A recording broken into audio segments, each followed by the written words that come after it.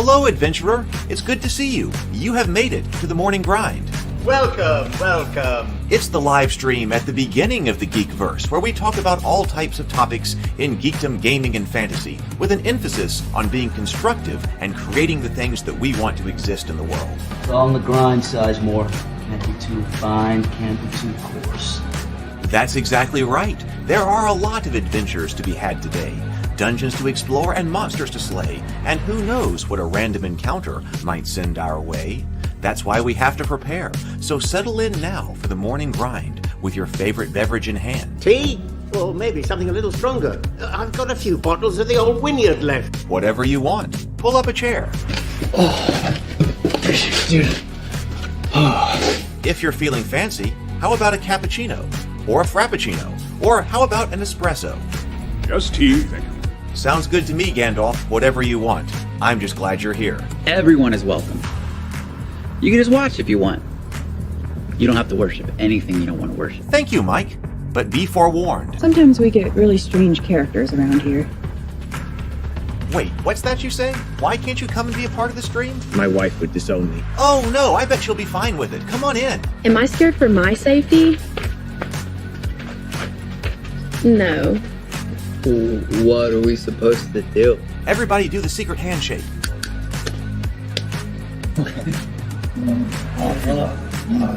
Secret cultist handshake. Oh, now do wizards who love each other. This, my friend, is a science. I still don't have gills, but it's fine. It's all on the grind, son. Can't be too fine, can't be too coarse. Dude, this would be a sick place to bring the band. Indeed it would be, Dave. It really would. I'm seeing more people coming in. Welcome. Glad to have you here. Oh, look, here's someone new. Is this the cultist meetup? Yes it is. Come to hang out?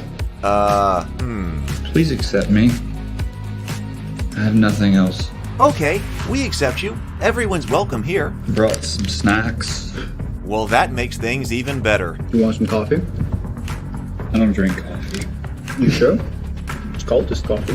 What makes it cultist coffee? I'm a cultist and I'm drinking it. Oh. Then I'll have some. What exactly is going on here? I'm seeing more people coming in. Welcome. It's so great to have you. Oh, and look, here comes another stranger. Can we help you? Yes, fellow cultists. I could really use some food. Oh yeah? Welcome. We have donuts. Oh, it's me. I'm glad I'm here. I'm sure you have a few questions for me, though. What's your name? Who do you work for? What god do you worship? Great questions, Rob. I'm Steve King, and I worship Nyarlathotep. No, not really. I'm just Heath, and I won't be worshiping anything this morning. But I will be your host. Welcome to the office. We're going to have a great time. I've got my coffee ready, because now it's time for the morning grind. If you could become a fish, that would be amazing. Then I could command you with my mental fish powers. Good morning, everybody. Well, hope everything is going well with you today. Let me turn this down over here. I'm not sure why I can't mute or completely turn off the auxiliary camera. I should be able to, but we will see. Hope everyone is doing great today. It is cold out here. It is 14 degrees outside. I'm trying to get the office warmed up in here, but it is cold. I hope everyone is staying safe and warm while all of this is coming through. I know there are places that are colder than where I am, and it's going to get colder where I am, especially tonight and tomorrow, I think. So it might be a great day to stay in, or a great, next 48 hours to stay in and do some tabletop gaming. But please remember, stay warm, because I know in some places it's, dangerously cold. So today our topic is this. I was sent this by Free League. This is the Blade Runner role-playing game starter set. Now, we had already looked at the Blade Runner starter set in digital format. So I thought this one might be go a little bit quicker because we don't have to go through all of the rules because we already had the digital version of the Blade Runner set. And we basically looked at how to play. So if you're looking at basically, or you want to know how to play and how the rules are for Blade Runner, that is all available in another morning grind we did a couple of weeks ago or something like that, a little bit more than a couple of weeks ago. We went through everything here digitally, but we really enjoyed it. We really liked what we were seeing in the Blade Runner RPG. And I was fascinated with it because it's got this investigative, noir element to it. And so it's got, player handouts and things like that you're supposed to distribute to the players while the game is going on, with clues and things like that. And so we got to look at the rules. All of that was there in the digital PDF, but of course it's more difficult to hand them out when it's a digital PDF. And so I was really interested in it. So we got to look at the rules digitally, but I was still interested in how exactly did Blade Runner manifest with all the handouts and things like that as part of this starter set. So Free League did send me this starter set because we had gone over the rules digitally, and I'm very glad about that. So we can actually check out how this RPG physically manifests as well. So we'll be looking at that. It might not take us all that much time today, and if that's okay, and if that's the case, that's fine, because I do have an important meeting for lunch today, and I've got to drive a little bit to get there. So if we wrap up here a little bit early, then that's okay, because I might have to get out of here. Andrew says, "Stay warm." Yep, you too. You too. I'm gonna make sure the car is well heated up before I get in it and take the drive up further north today. And also, some people, I have not been playing the morning messages lately, and that is because I'm changing that up, and I haven't gotten to. I've been trying. I still am not back on my regular routine since I have been on my vacation. Difficult to get back in routine when disruptions like that take place. Of course, it was completely worth it with that trip, but difficult to get back in the routine. And I've been hammering at individual activities rather than trying to go, an hour and a half on this, an hour and a half on that, an hour and a half on that, like I had been during the day, and trying to move all projects kind of forward at once. I've been just hammering on one project. And for the last 2 days, I've been trying to get 20 YouTube videos shot and edited. So those are coming out in the afternoons. I've been trying to have a 12:30 slot, a 2:30 slot, and a 5:30 slot for videos to come out. I've got one on an alternate magic system that is coming out for D&D that's coming out today. So I've been working on trying to get to those, and I'm almost done with getting 20 of them done. Then I'm going to turn to another thing, and one of those is the re-edit of the morning messages, and also talking to getting back with World Anvil about what's going on, because they want to sponsor the World Building Wednesdays, which is fantastic. So I've got some information on the way that they want to be able to do that. So we will start that very soon. That's one of the things I've got to turn to as soon as I get some more of these messages or YouTube video shot. And then I'm looking forward to, hopefully tomorrow. See, tomorrow is, what is today? 23rd? Yeah, well, see, I've got things to do on Christmas, but I want to spend about, all day, probably tomorrow, writing. Got to write. So that's what's going on there. So good to see everybody. Good to see everybody. Let me come over here and turn on the auxiliary camera.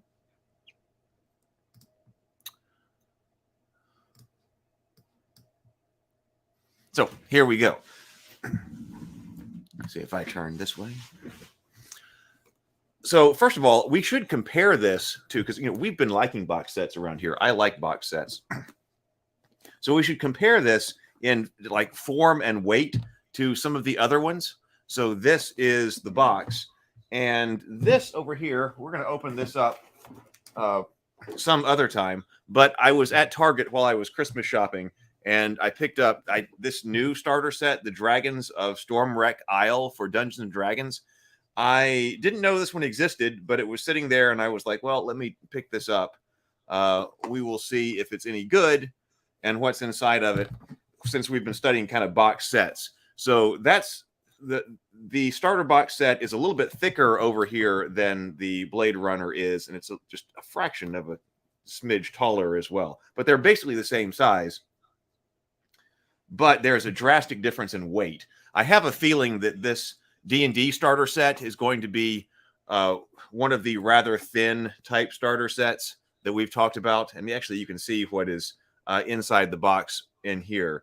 Whereas this starter set over here, this one has a lot of weight to it. There is a lot of stuff that is in here.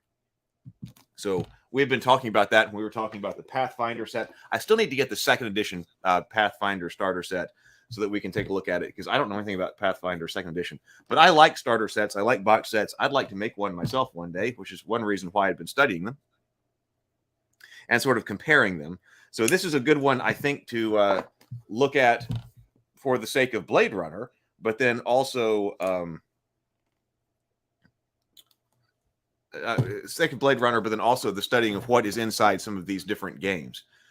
So it says, I guess we'll look at the back here. It does say this starter set for the official Blade Runner role-playing game. I do like the calling it a starter set rather than a beginner set, because the starter sets, even if you're not a beginner to role-playing games, you could be a starter to this one, like I would be. So I like the phraseology starter set rather than beginner's box or something like that. That's what I would use. So this is a starter set for the official Blade Runner role-playing game, a neon noir wonderland that will take your breath away one way or another. An evocative world of conflicts and contrasts that dares to ask the hard questions and investigate the power of empathy, the poison of fear, and the burden of being human during inhumane times. An iconic and unforgiving playground of endless possibilities that picks you up, slaps you in the face, and tells you to wake up. Time to live or time to die. This box set contains everything you need to start playing. An 80-page condensed rule book, which we took a look at that in great detail with the PDF when we had the PDF out. The 56-page booklet Electric Dreams, the first full-length case file for Blade Runners to crack. 4 pre-generated characters to play, a huge full-color map of Los Angeles in 2037 in format 864 millimeters by 558 millimeters. We'll just have to see what that is, how big that folds out to. 26 full-color evidence handouts for the players to pore over, including crime scene photos, data files, documents, maps, and more. So that's one of the things that's most interesting to me as far as what is inside the box and how that manifests, because those are the player handouts.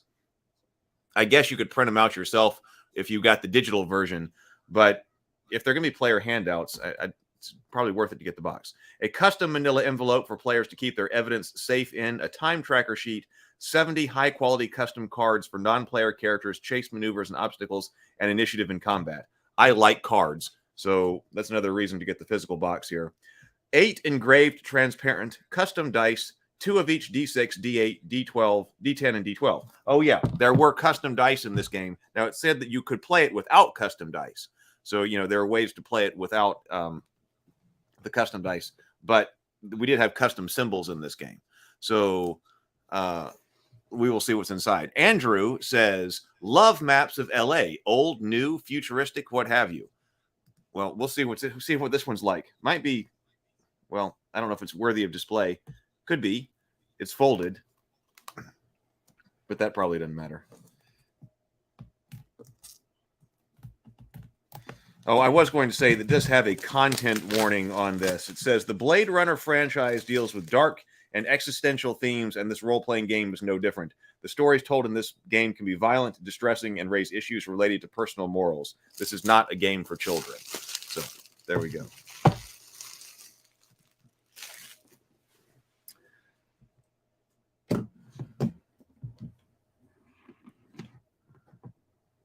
Ta-da! All right, so lots of stuff. Let's see. Put these down here. There we go. We can look at it right like that. So, okay, gel packages. Get rid of those. First thing, we do have a games catalog for Free League. I wonder if there's some other things. The Alien. I've got the Alien RPG. We're going to have to look at the Alien RPG as well. I think it used, we determined that it did use some of the same mechanics as this one right here. I believe we remember discussing that. The One Ring, we've looked at the One Ring quite a bit. Tales from the Loop, I don't know anything about. Forbidden Lands. Symbarium. Now, I've got this one too. We're going to look at Symbarium later as well. And Mork Borg we've been looking at. Mutant Year, I don't know that one. So, there we go. Free League seems to be crushing it. Okay, so now here are the custom dice.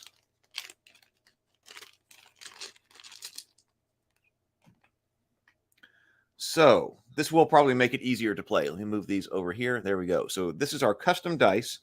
They are nice looking. Translucent red. And you can see, okay, we've got these symbols on here. The eye. I'm going to have to refresh my memory on what the eye and the other symbols are. The origami horse, that was something to do with like rest and when you were taking time out to do your own thing in order to recover hit points or something like that and abilities. So we've got the eye symbol on it, but it still also has 8. You know, like, so the number is there as well as the eye symbol. There's the eye symbol on the 6s. So we've got D8s, we've got D6s, we've got D12s. I think that's it. D6s. Oh, no, D10. D10 right there. Yeah. So we got D6, D12, D8, and D10. And all of our statistics, as I recall, are governed by what rating dice we're using. And so, like, so D6 would be the lowest all the way up to D12 was like superhuman or something like that. Or the top human capability. So we've got custom dice in here. So let's take a look, just see what's here before we dive into it and start opening up cards and things like that. So this is the rule book. And I believe that this is the book that we dove into in PDF format a couple of weeks ago. So we didn't get to go through everything, but I think we came up with a pretty good overview of how to play and how the game works. Yeah, so like right here is with attribute scores. All of your attributes are rated according to level A through D. A rolls a die type D12, B D10, C D8, and D D6. Which means that if you're rated A and rolling the D20, you're extraordinary in that particular attribute. B, you are capable and rolling a D10. C, you're rolling a D8, you're considered average. But D, D6 is considered feeble. So we have those descriptors for all of our attributes. And the attributes are just strength, agility, intelligence, and empathy. And now there are skill specializations and things like that, as I recall. The core skills as well. So, all right, I'm going to set this aside. Because, like I said, we have been through this in detail on a morning grind a couple of weeks ago. So if you're interested in more how to play, check that one out. Okay, so by the way, these are the soft back, but they're the card back, like the perfect bound books. So this right here is Case File 01, Electric Dreams. This should be what's going on with the like our sample adventure here. Welcome to Electric Dreams, the first official case file for the Blade Runner RPG.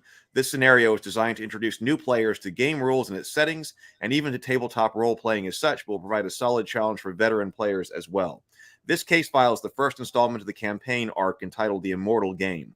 Further episodes will be published in the months and years to come. Each installment in the Immortal Game will be fully standalone and can be played in any order except for the final episode. Other case files can be played between the campaign installments. All right. I'd like for it to... So this says, the case file may include maps, mugshots, and other handouts for you to give to your players when so instructed.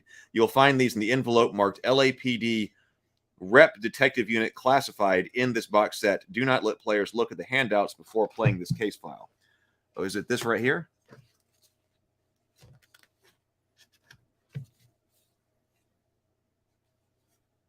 That says LAPD Rep Detect. Could be. Probably so. This is. I wish we had like a blurb about exactly what this was going to be about. So, the players at least have some type of sense of what was happening. But I don't want to look at that in too much detail because that is for the game masters. So this, see, that does that say? This says LA rep detect. I mean, it's got to be it. There are only so many things in here. LA rep detect unit classified. I'm missing the classified marking. But I bet that has got the player handouts inside for clues and things going on in the game. Now,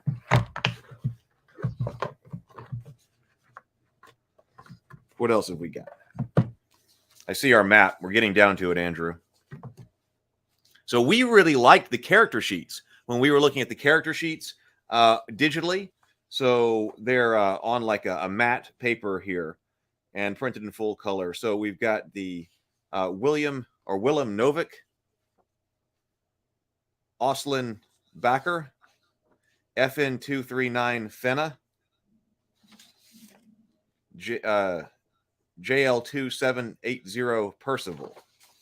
So we've got 4 characters to create, and you can see that we've got, human. Okay, so this is a human. I bet these are the Nexus 9, Inspector, Enforcer, Doxy, and Analyst. Years in the force, and then here are all of our attributes. So we got strength, agility, intelligence, empathy, all rated according to a rating here. Health, resolve.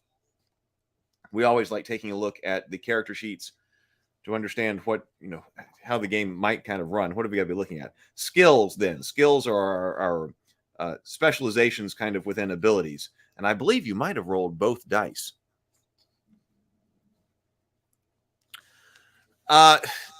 Andrew says, I missed your original review. I assume this is more movie-based than book-based.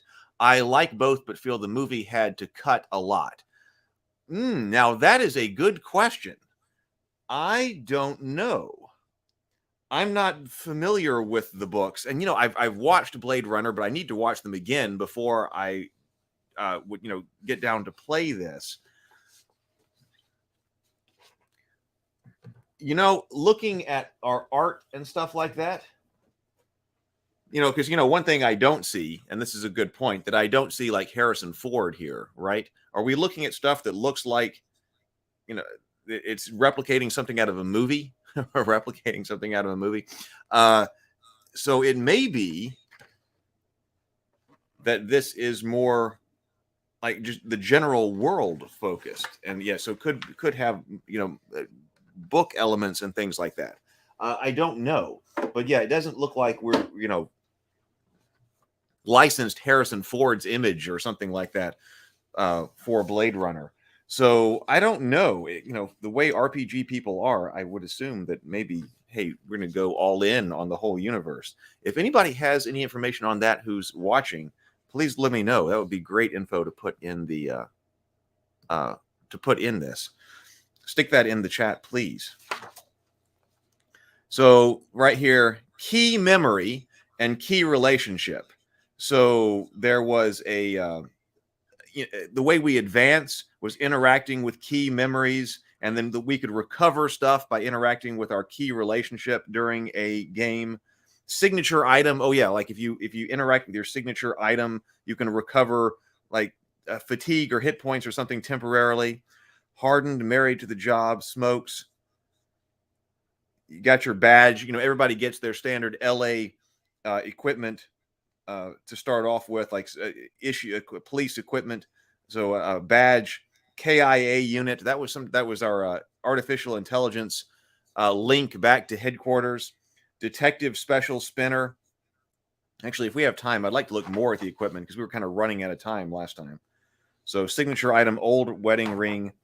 Signature item, the tombstone. Oh, tombstone. The signature item is the tombstone for your dead brother on that one. Signature item is your second-hand animoid cat, Mazarin.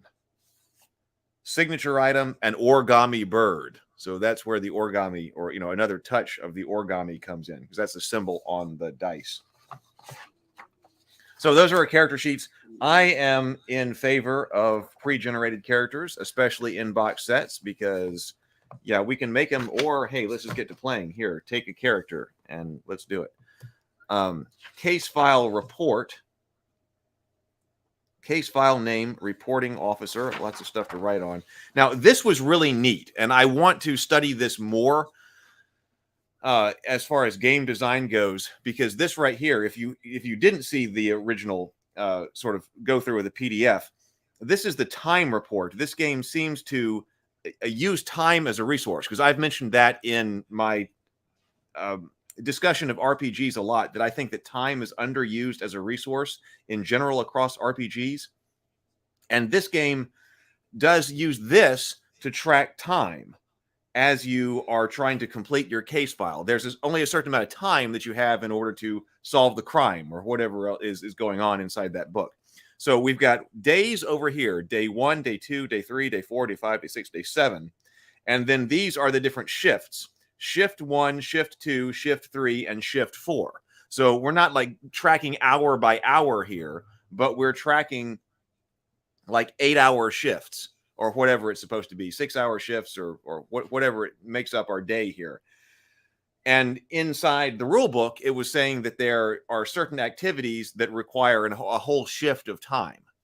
And, you know, resting or recovering requires a whole shift, because you can't be on duty, you know, for 24 hours, or maybe you can, but there's some penalty, but you can't go on indefinitely like that. So you and your team have to, you know, the other players have to manage how you're going to be spending each one of these shifts in order to go get clues and things like this. And this game also did say that, unlike in other RPGs, when, you know, splitting the party isn't all that great an idea when you are trying to, you know, explore a dungeon or something like that, that splitting up in this game may be required in order to win, because you are dealing with a very certain amount of time. So sending one player to one location to investigate it, and sending another player to another location may help you in being able to best utilize all of your, you know, your time blocks here. So I think that's really interesting. I might think about this. I want to think about this more in the context of even more classic fantasy kinds of games, because, like I said, I want to use time more. But okay, maybe time tracking to the hour, you don't have to do that. But this shift idea that, okay, you know, what's going on any particular day, and there has to be a consequence at the end of this. You either lose the game or something terrible happens because you weren't able to catch up with the bad guys enough or something like that. There has to be consequences for what's going to happen as you're using your time. So that's an interesting part of this game, I think. So Jupiter, this is property database. C62 Jupiter Moon Bus. Oh, this is Map H Blade Runner starter set. Is it open? Nope. Map H Jupiter Moon Bus. The Hollywood Sign. All right. The Kill Magazine. Weekly Kill Magazine. Proprietor. So this looks like what it says, conference room, receptions. Make some office space, or some type of office here. Apartment 16.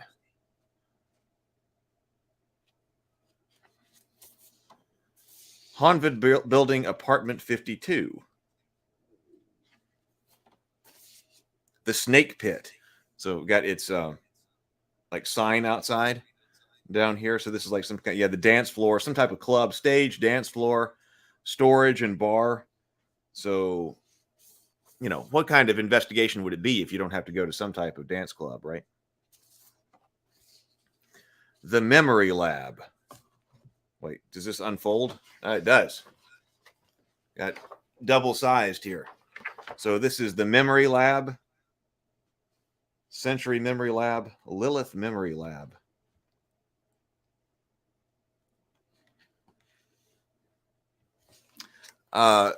Andrew talking about the Hollywood sign, hiked up close to the sign on a recent birthday. Ran out of time before I got there, but lots of good trails up by there. There are, yes, I would love to do that. You probably hiked more of them than I did, but I was out in LA briefly for a conference, and I remember looking out and seeing the sign and was like, oh, wow, you know, how iconic and classic.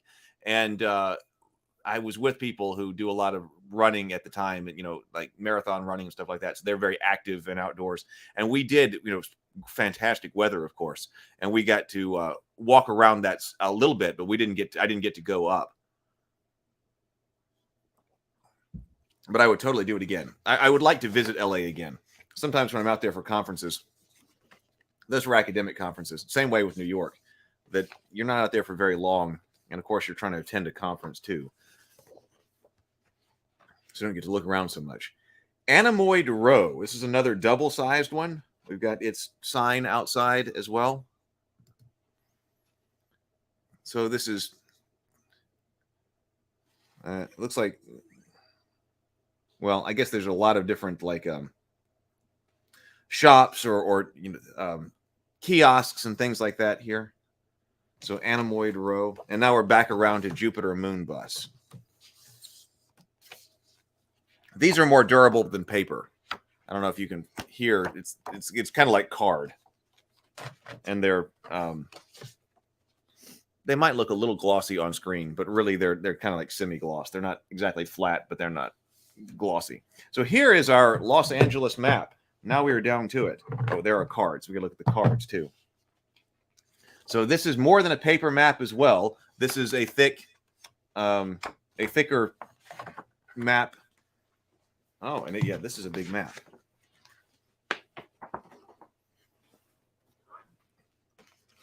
So this might be one you have to get, Andrew. Here, let me move this.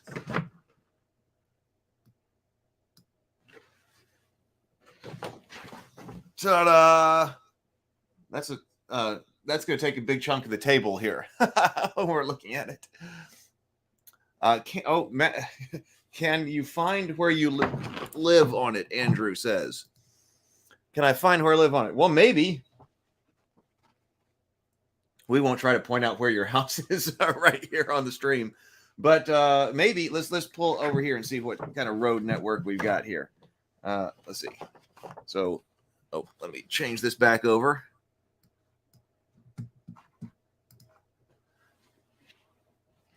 So, move this. Running out of room here. So this is kind of what it looks like. I guess these are all of our major. So we got Sector 4, Sector 1, Sector 5. Which sector do you live in, Andrew? Chinatown, DNA Row, Los Angeles Convention Center, Koreatown, the Tyrell Corporation. So we've got 110 coming through here. It's kind of using the yellow for the roads like traffic lights. Wallace Corporation. Over here we got Sector 12, Los Angeles. Seawall Docks, LAX Spaceport, Warehouse District, Municipal Waste and Sanitation over here in District 12. Andrew says they do have some legit things on that map. Well, that's cool. I figured that was the case. So it's kind of, it's blending Los Angeles today with our futuristic Los Angeles. Railway Depot, University of Los Angeles up here, University of Los Angeles Medical.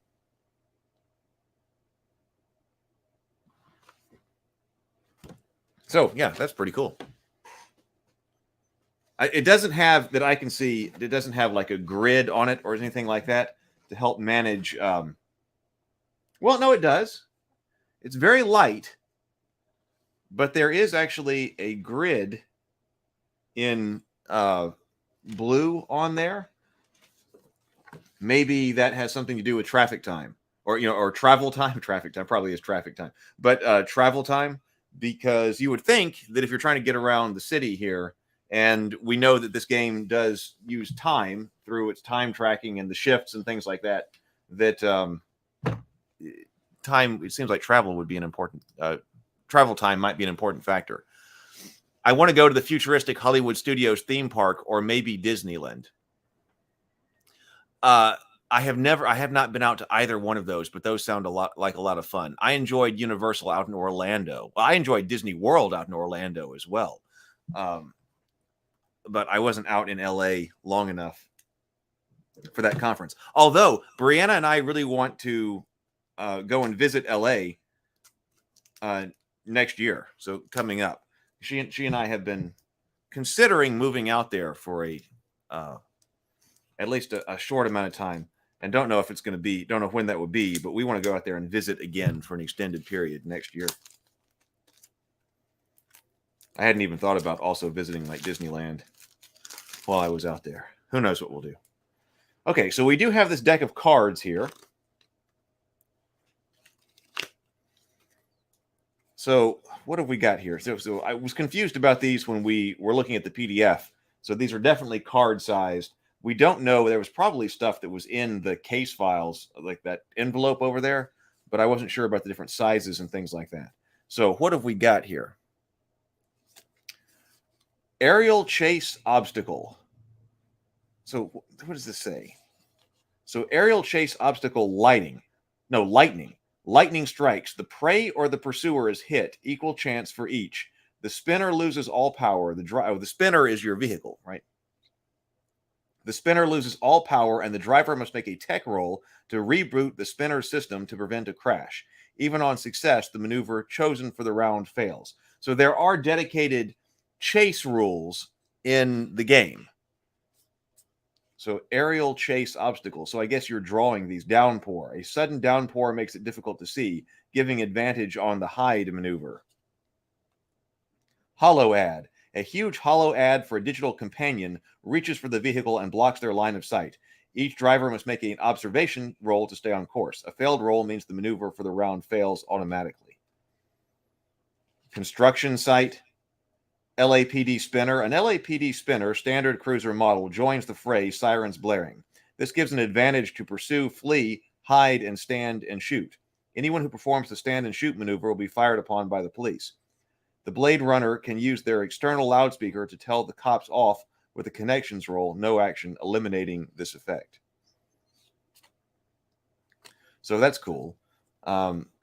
I know that like chase mechanics are something that you see a lot more. Chase and pursuit mechanics are something you see a lot more in RPGs today because it used to be so lame. Everybody compare your basic speed. Oh, it's all the same. I guess this is not going to be a very exciting chase. So, ground chase obstacle. So we have a separate check for ground chases. So dead end, red light, LAPD spinner, freeway. The vehicle moves onto a wide freeway with multiple lanes, the traffic clearing for a moment. This gives an advantage to pursue, flee, and stand and shoot, but advantage to hide and block. Cyclists. A group of a dozen cyclists are making their way along the street, forming a noisy, clanking, almost impenetrable barrier. This gives an advantage to the block maneuver, but is disadvantage to pursue, flee, and stand and shoot. Any such failed maneuver will result in collateral damage. Oh, and here we got another deck. Foot chase obstacles. So they're really going all in on the chase rules. So we got 3 different options: aerial chase, ground chase, and foot chase. Dead end, red light, umbrellas. All the neon umbrellas bobbing their way along the rainy sidewalk provide cover for the prey. A hide maneuver gets advantage, and even if the prey doesn't hide, the pursuer must roll observation. If it fails, the maneuver for the round fails automatically. Any failed stand and shoot maneuver means a bystander is hit. Garbage. There is garbage and debris all over the street, making the ground slippery. Any pursue, flee maneuvers get disadvantage on this round, while block gets advantage. Thugs. D6 street thugs block the road, threatening violence. The prey must roll connections to be allowed to pass. A failed roll means the thugs attack. The chosen maneuver fails automatically, and one thug attacks in close combat. If the connection roll succeeds, the thug will attack the pursuer instead. So that's what those are.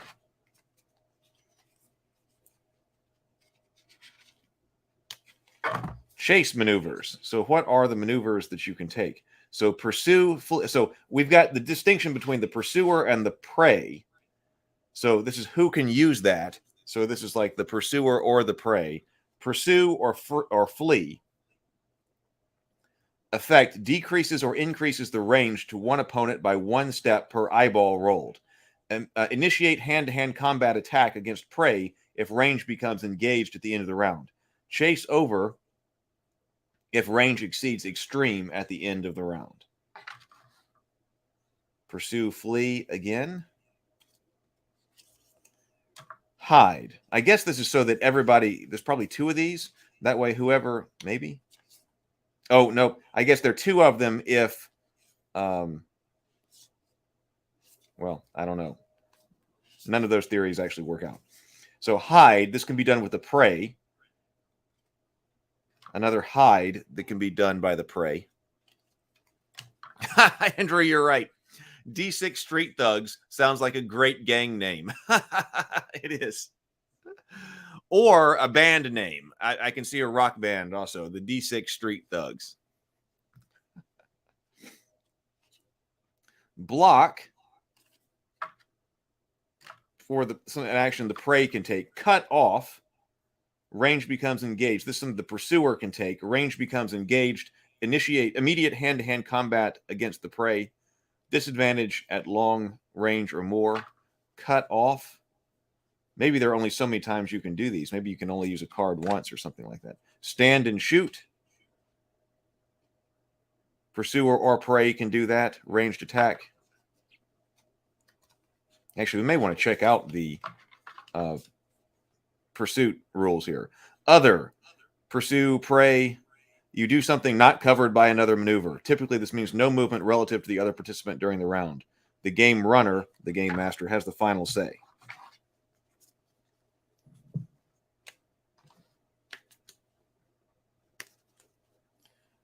I do wish I had like a box or something to put these in. Initiative cards. Looks like we have 2 more types of cards. Initiative cards. Oh, and we just have a number on the back.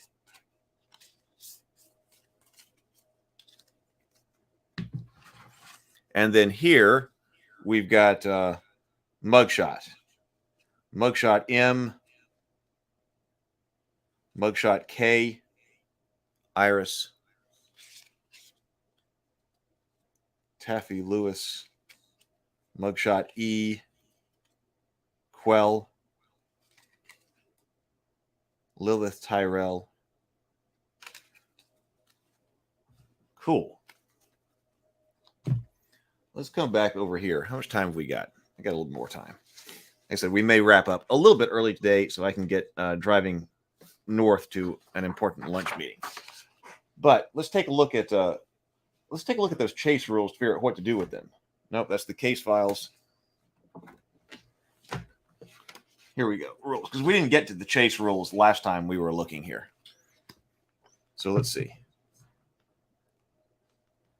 So here's our measuring time. Shifts, measuring time in shifts, the time tracker, and in rounds. So let's see. Combat and chases. Okay, let's look at that.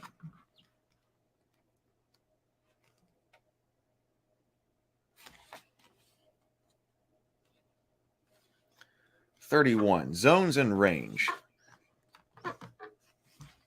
Combat and chases. Okay. So we do have drawing initiative. So we got those initiative cards. Let's figure out what to do with those. Grab the 10 initiative cards included in the Blade Runner RPG starter set. If you don't have access to these cards, a suit of any normal deck of cards works fine if you remove the face cards and count the ace as 1. Each player taking part in the conflict, either voluntarily or involuntarily, chooses a card, and the group runner draws 1 card for each NPC or group. This is called drawing the initiative. The number of cards determines the order in which you act in the conflict. The number on the cards determines the order in which you act in the conflict. Participants act in order from lowest to highest number, beginning with the card number 1 until everyone has taken their turn. Place your initiative card by your character sheet so everyone can see which order you all act. The game runner places their initiative cards in front of them. When the participants in the combat have acted once, the round is over and a new round begins. The round order remains the same throughout the whole conflict. Drawing initiative is only done once at the start of the round.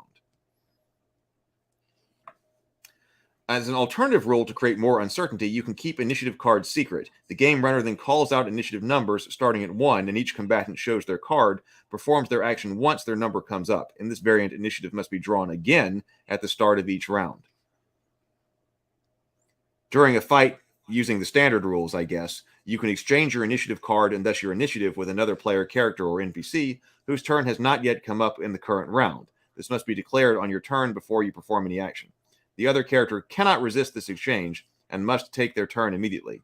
The character is not allowed to immediately exchange their initiative when they are given a new one. This means, however, they may, however, exchange this new initiative in the following round. Okay. So we've got combat. I kind of wanted to go over to... I don't remember if we looked at combat last time or not. But I wanted to look at... the chase rules. Stress and resolve. Vehicle combat. Vehicles in combat. Starting a chase. Okay, let's look at this. A chase can either start directly from a role-playing situation, or it can follow directly after combat if somebody runs off and leaves the combat map. In either case, the game runner declares that a chase is now in progress and decides the starting range between the participants using the table on page 32 as reference, up to a maximum of long range. Distances in a chase are measured only in range categories, not in zones. So wait, 32. Our range categories. The distances between you and your opponent is divided into 3 range categories, which, by the way, I like. We also talked about the range categories in Black Hack. I really like the Black Hack. I've been thinking about that a lot since we looked at the Black Hack rules. I'm thinking about using something like range categories for the kind of stuff I'm doing. So our range categories here are engaged, which means right next to you.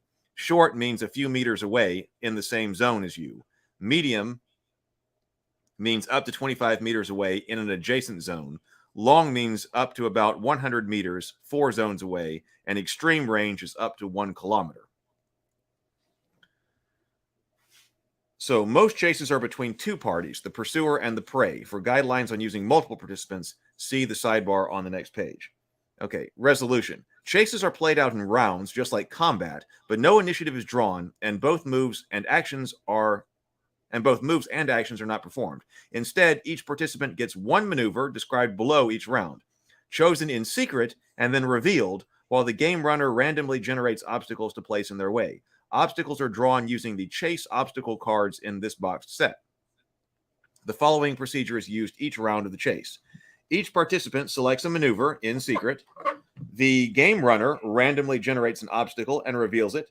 The pursuer and both pursuer and prey reveal their maneuver. Maneuvers are resolved with the prey going first and the pursuer last. A player or NPC is allowed to cancel a planned maneuver, but no other maneuver may be chosen instead. The participant simply does nothing during that round. Let's see. If one participant in a chase, this is runners versus vehicles. If one participant in a chase is running while the other one is in a vehicle, the chase works normally. Just use the appropriate skill for each participant, mobility and driving. In a bustling street environment, it's not necessarily faster to be driving, but the driver will be more protected. However, in a more open environment where the greater speed of vehicle comes into play, the participant in a vehicle gets advantage on all pursue-flee rolls in a chase against an opponent on foot. So, chase maneuvers here. In each round of a chase, each participant can perform 1 maneuver as described below.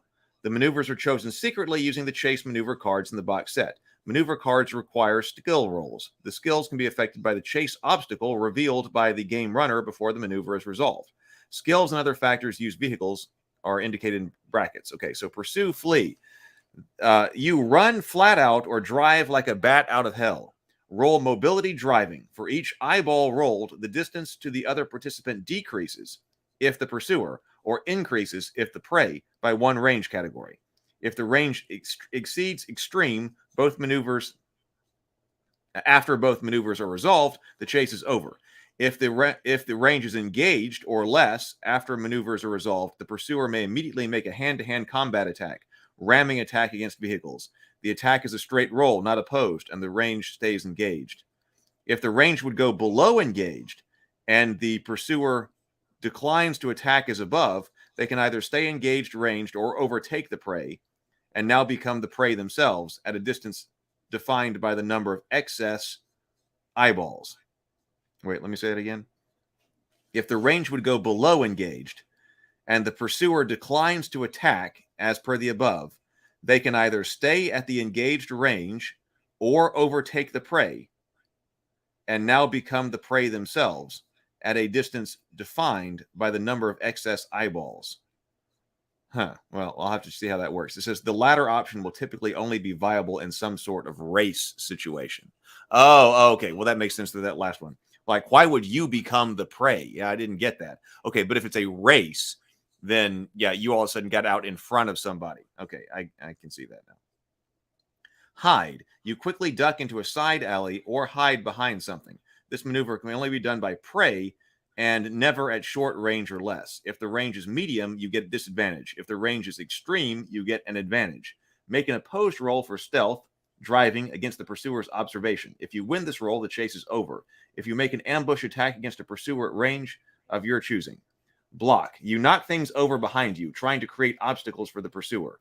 This maneuver can only be done by the prey. Roll for force driving. If you succeed, you may move one range category away from the pursuer, and the pursuer must roll force or driving before resolving their own maneuver. If that roll fails, their maneuver is canceled. Cut off. If you try to find a shortcut, and cut off the prey. This maneuver may only be done by the pursuer, making a post mobility driving roll. If the range is long or extreme, you get disadvantage. If you win the roll, the distance to the prey is immediately reduced to engaged, and an immediate hand-to-hand combat attack may be made as above. If you lose the roll or tie, the distance is increased to extreme. The distance was already extreme. The chase is over. Stand and shoot. You take a breath to aim your weapon and fire. This is conducted at normal ranged weapon attack, or other. I think that's cool. I like chase, like specific chase rules. More and more common in RPGs. That sounds fun. So chase obstacles. Oh, so the obstacles, we need to talk about those. Each round, after the participants have secretly chosen their maneuver, the game runner randomly generates a chase obstacle. There are 3 sets of chase obstacles: for foot chases, ground vehicle chases, and aerial pursuits, all described on the chase obstacle cards in this box set. The obstacle provides flavor for the chase and can also affect the maneuvers chosen by the participants in different ways. The game runner is free to adapt the obstacles to the situation at hand, or even to create new obstacles as needed. A chase can end as the result of maneuvers or obstacles. It can also end if the prey decides to end it at the beginning of a new round, to give up, or to stand and fight. In the latter case, the draw initiative and commence combat.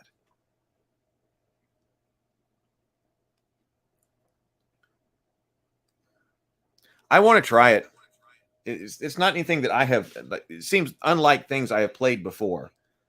And I think it would be fun to do what they call it, neon noir investigation, RPG investigation.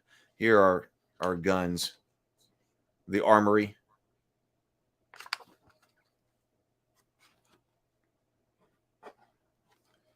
Protective gear, physicians, and pick-me-ups.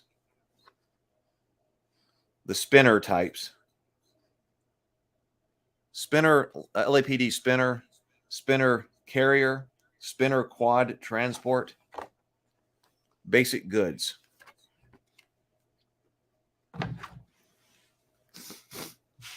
Andrew says, this seems like a lot. I wonder if a more looser story-based option would let the game flow, be better to capture the energy of a chase. The player says what they do, GM decides how to resolve. Maybe, so we say they start at some type of range that the game master declares. And so, like, let's say we're doing a foot chase. So let's just have a random foot obstacle here. Where are maneuvers? Chase maneuvers. So I guess I guess, let's see. These cards, can I separate them into pursuer and prey? Pursuer, prey. Pursuer, prey. Pursuer, stand and shoot. That's other, stand and shoot, stand and shoot. So it would make sense, I think, now that everybody's, this is pursuer, pursuer, prey, prey, and it's probably going to help that you do have the cards. That's a prey card, that's a prey card, and that's both of them. So there are more options for the prey over here, and a few less options for the pursuer over here. So you would secretly decide whether you want to, okay, other is just other, but stand and shoot, cut off, or pursue. So there aren't actually that many options for the guy who's coming in. Stand and shoot, try to cut them off, or to continue trying to pursue, right? Over here, for the attack, for the guy who's running away, we've got pursue, flee, that's just trying to get away, hide, here's another hide card, block,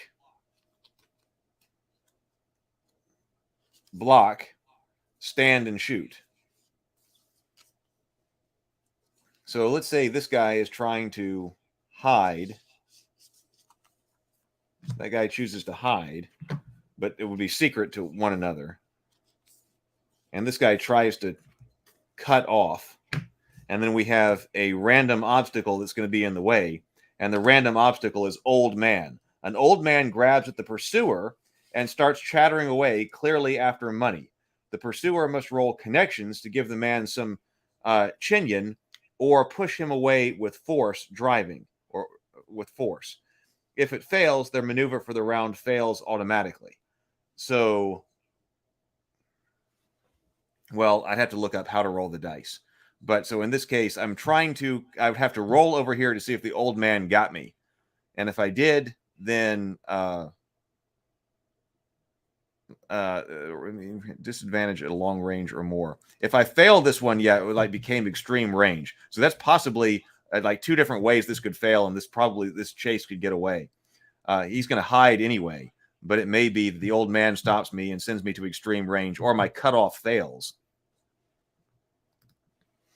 Player spending time on combat or problem solving seems more natural, but I want to chase to move faster. If players are spending a bunch of time figuring out options, it seems not chase-like. Well, maybe we just have to try it one time. I would be interested in there are other chase mechanics too, that other games have. I would like to be able to try some of these out more and actually see how they play. So that would be. I thought about combat roles, but trying out the chase rules is something, or combat rules. Trying out the chase rules would also be something we could do, and we could compare and contrast. That actually sounds like a topic that we need to cover. We've been kind of covering how to play as kind of a theme recently. What the core action mechanics are for the RPGs recently, but actually, how different systems resolve chases would also be a good one to look at, because I know that Savage Worlds also has a chase system. So what system actually does resolve chases in the best and most exciting, fast-paced way? That would be a good topic for us to compare across all of them. All right.